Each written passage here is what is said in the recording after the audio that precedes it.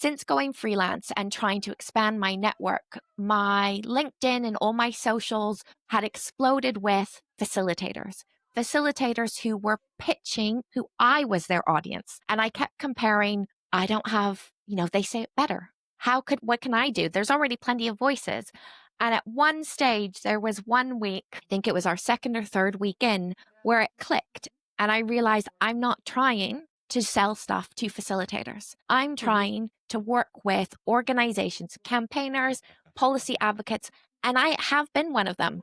I know that world, and I stopped trying to talk like a facilitator to them and instead started talking as a campaigner, an advocate, someone that brings people together about different ways we can do that and how it affects our ability to create change.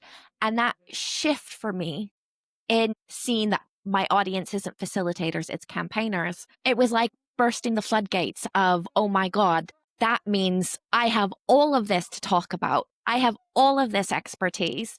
And it kind of allowed me to come out of my shell. And so it really did. It was a great 3 months for me. And I loved the fact that it was over 3 months, actually. It gave me that time to reflect, think, put stuff into place and not wait to get it perfect.